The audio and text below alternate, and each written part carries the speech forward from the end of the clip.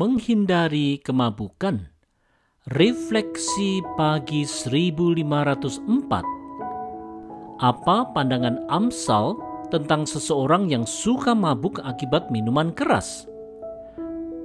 Mari dengarkan baik-baik nasihat dari Amsal 20 ayat 1. Minuman keras membuat orang kurang ajar dan ribut. Bodohlah orang yang minum sampai mabuk. Saudara-saudara, dikisahkan di Kejadian 9 ayat 20 dan 21 bahwa setelah peristiwa air bah, Nuh menjadi petani, membuat kebun anggur dan mabuk.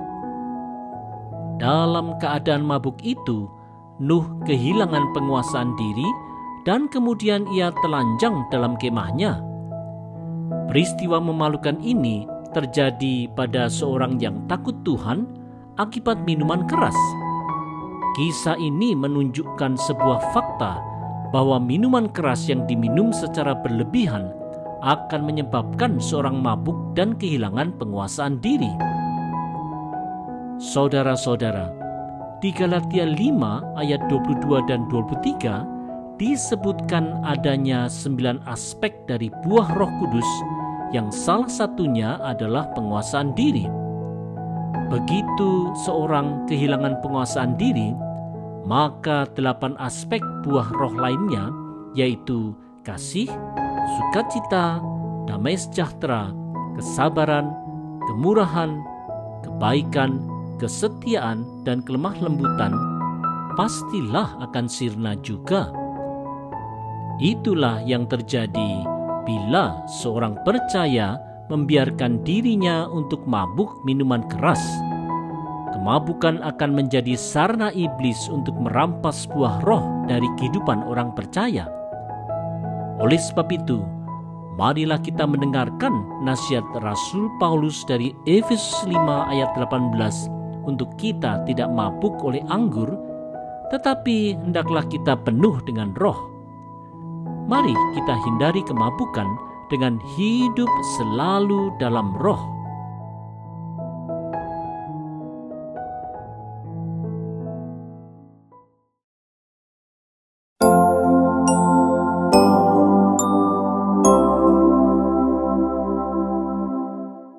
Menaati Sang Raja. Refleksi pagi 1505. Dalam konteks sistem kerajaan di ribuan tahun yang lalu, apa akibatnya bila ada yang berani menyebabkan seorang raja murka? Mari lihat akibatnya di Amsal 20 ayat 2. Murka raja bagaikan auman singa.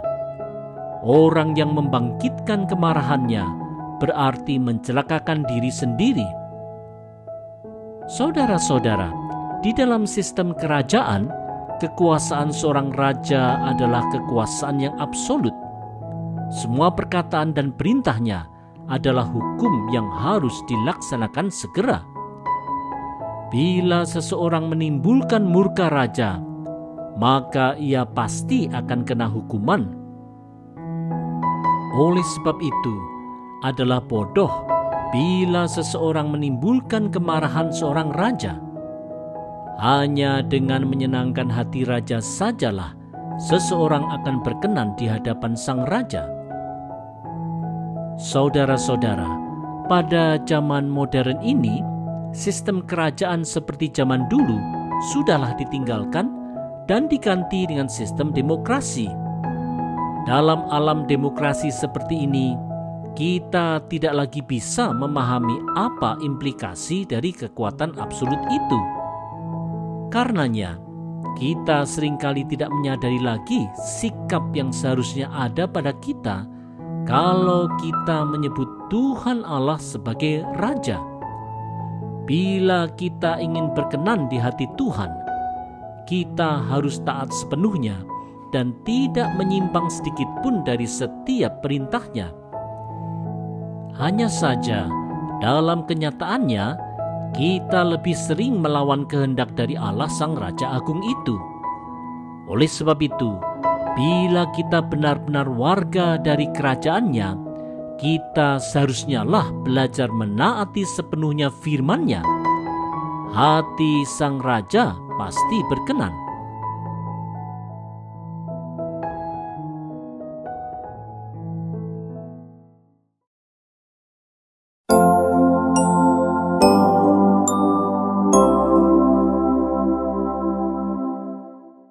Menghindari pertengkaran.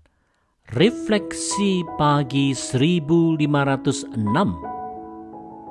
Dalam relasi antar manusia, pertengkaran adalah hal yang sering terjadi. Apa nasihat Amsal tentang hal ini? Mari kita simak nasihat dari Amsal 20 ayat 3. Hanya orang bodohlah yang suka bertengkar. Sikap yang terpuji ialah menjauhi pertengkaran. Saudara-saudara, sikap suka bertengkar adalah sikap yang bodoh di mata Tuhan dan haruslah dihindari. Contoh sikap Abram dalam mencari solusi damai untuk mengatasi perkelahian antara gembala Abram dan gembala Lot di Kejadian 13 dapat dijadikan contoh sebuah tindakan yang bijak dan berhikmat.